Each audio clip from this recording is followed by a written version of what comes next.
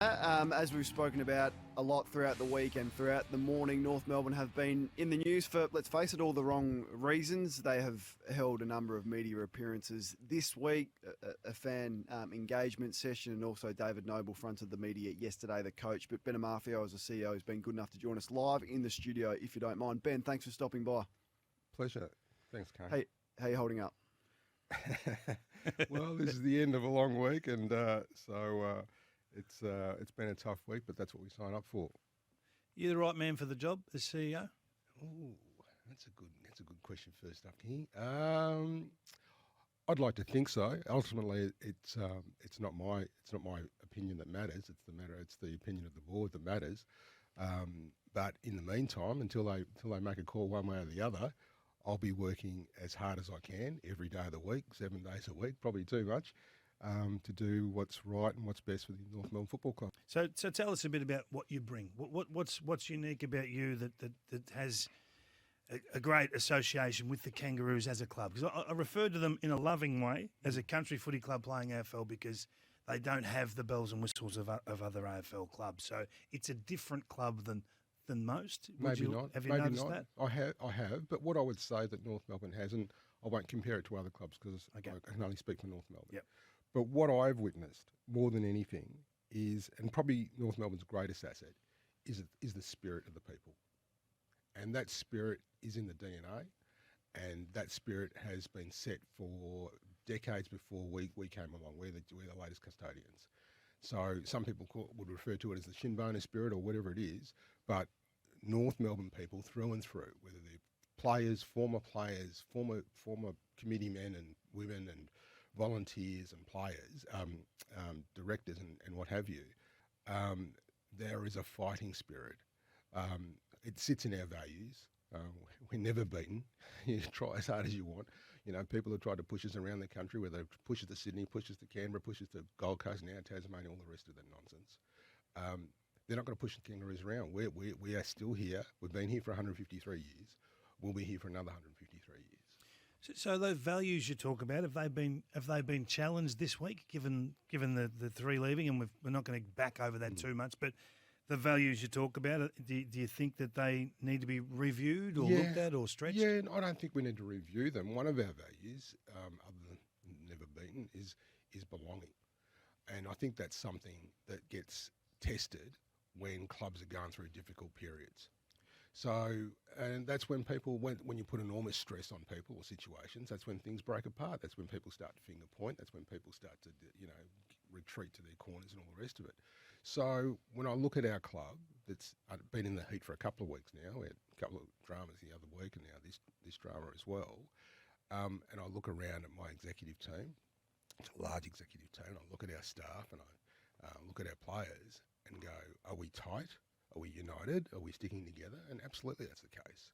We've had 3 hours with the staff the other day. It was a strategy day. It was already locked in, and it was a fantastic day. The spirit in the room and the energy and the unity was fantastic.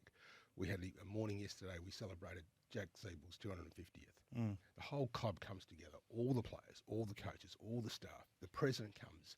He's a volunteer. She comes, makes a beautiful presentation. Jack says some fantastic things. And you go, you know what? If people from outside could see, and we hopefully you've seen the video of Sonia's presentation. Yep. That's a club that is sticking together in a tough period. Do you feel like you've been unfairly treated by the media? Oh, Kane, look, we're big boys. You know, if you take on these roles, you've got to cop it. Rightly or wrongly, it really doesn't matter what I think. Did you allude to that? Did you allude to that fact though in the fan forum? It sounded like you thought you were unfairly treated. I made a comment about what we get frustrated about is gossip and innuendo. I think were the words that I used, and you get frustrated about that because sometimes reports aren't totally accurate, surprisingly, and I don't shy away from harsh criticism or opinions because that's what you guys are paid to do. So opinions are great, and you can have your own opinions, but you can't have your own facts, and that's where we get disappointed. Which facts have been incorrect, do you think?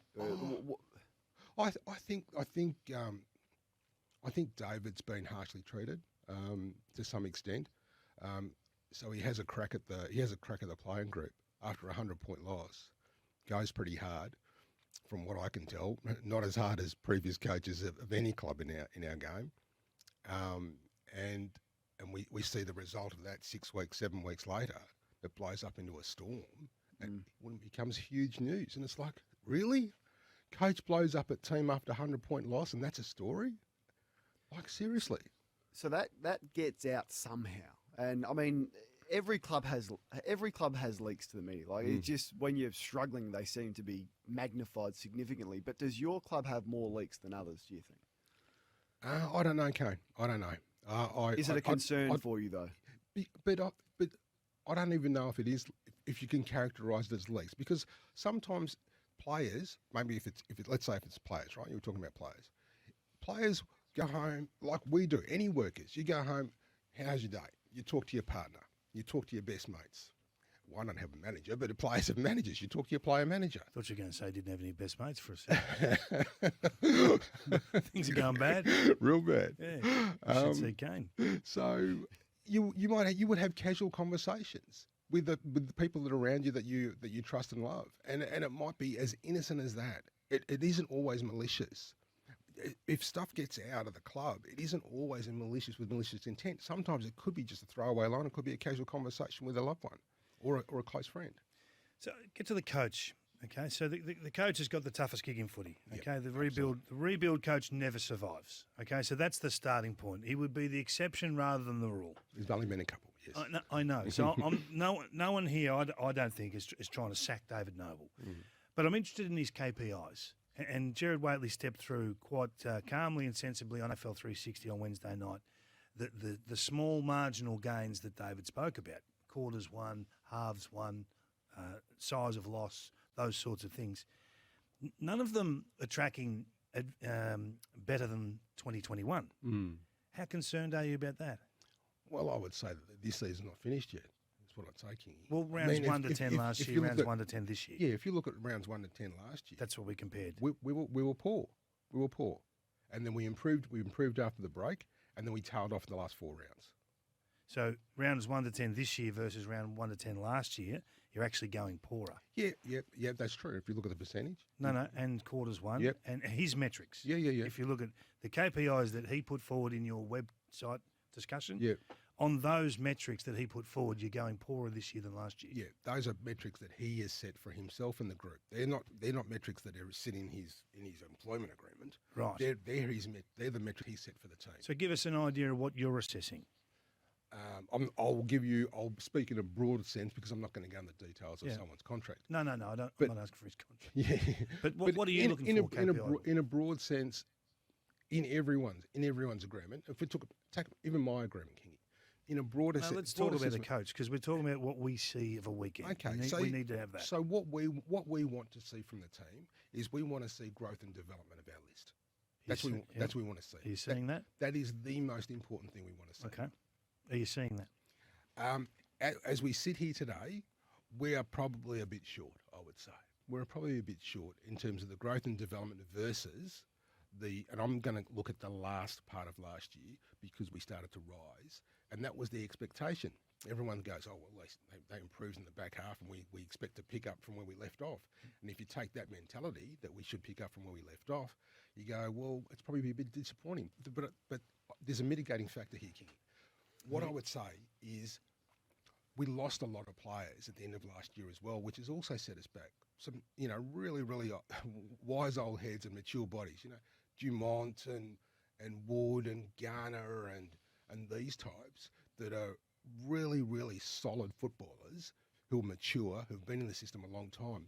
You take half a dozen of those out of the team and you put half a dozen kids in, you're going to go backwards, and that's what we're finding.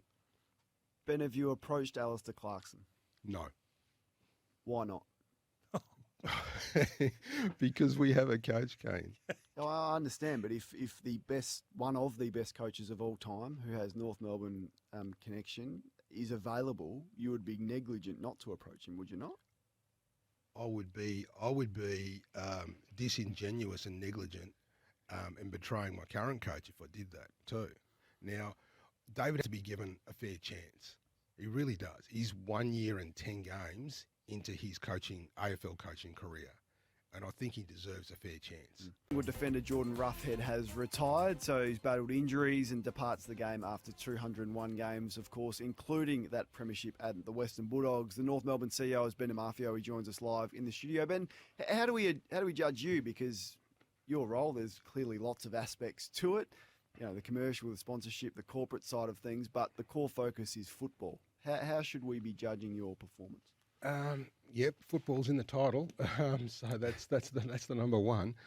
I think the jury's out. I've been with the organisation 2 years now, so we made a tough call on our list, as you know very well. We felt it was the right thing to do. When we looked at our list a couple of years ago, what we saw was a list that had the right premiership metrics, actually, in terms of games played and age profile and all the things you look at to try and say, well, we should be in the premiership window given all the metrics around the list. And unfortunately, we were around the middle of the table or lower. And so we had a choice: do we persist with the list that we have, or do we do the bold thing, which is another one of our values? Do we be bold and have a real crack? And we decided to go down the bold path. Now, there's arguments about whether we're too bold, and I'm happy to argue the toss on that, but that's the path we've chosen.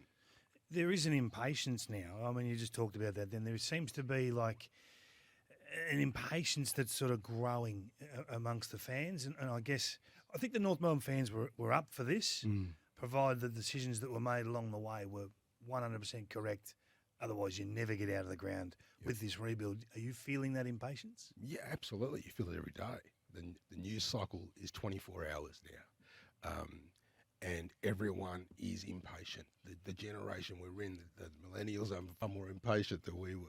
They want stuff now. They want answers now. They want results now. Everyone wants it. Everyone wants to speed it up. So that's the world we live in now. And so, yeah, we feel it.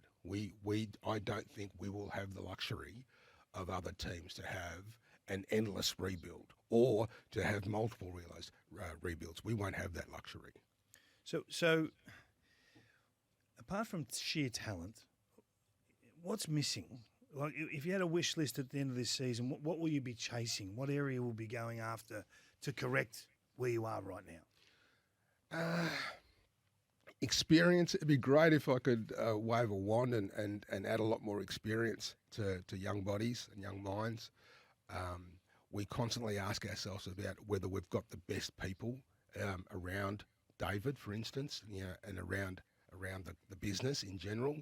Are we giving ourselves the best chance to succeed? And that's why we put in people like Blakey. That's why we put in people like Paul Roos and Jared Murphy and Heath Uni, who had a lot of success with David over at the Adelaide Crows. We are constantly looking to bring in great people so that our coaching panel has the best possible support so that we can drive and develop our players. How do you assess the Paul Roos association with the Kangaroos? Both the success of it, the investment in it. How do you assess it? Yeah. It's been difficult this year because Roosy's not here. Ideal world, Roosie would be in the business regularly. And that's hard because his own personal situation in the United States or Hawaii. Did you know that when you signed him up, though? Like, were you not conscious of that being the fact? No, well, I mean, he's got an American wife and he's always travelled back and forth between Which here you and knew the at States. the time. Yeah, we knew that at the time, obviously. But there was no sense that he would relocate on a more permanent basis, and he hasn't relocated on a more permanent basis. Let's be honest, he's going through an immigration process, and that requires him to be in the United States. So, ideal world, we'd love him here, but he can't be here. So that's an opportunity for us too. So, do we try and get more experience and more support around the coaching group that can be physically in the building and around on match day and all the rest of it? What can we look for the back half of the year? What are you looking at closely? Development, more competitiveness. That's what we want, Kane. We want the team to be more competitive. And I think the signs have started to show. Parts of the Geelong game, parts of the Port Adelaide game. half of the Carlton game. Melbourne game. The Melbourne game, with 3.5 quarters, we're in the hunt for 3.5 quarters against a red hot team, the best team in the comp, against a team that is really inexperienced. And you look at that, and we get, even our fans get criticised. The boys are down a couple of goals at half time, and our crowd gets behind them and claps them off the ground, which is fantastic to have that support. And yet our supporters and our members get criticised for clapping our boys off the field. I think that's ridiculous. I really do. I mean, they had a real serious crack, and they were really in the hunt. Ben, it's been a big week for you. Appreciate you coming in live in the studio. Thanks, Kane.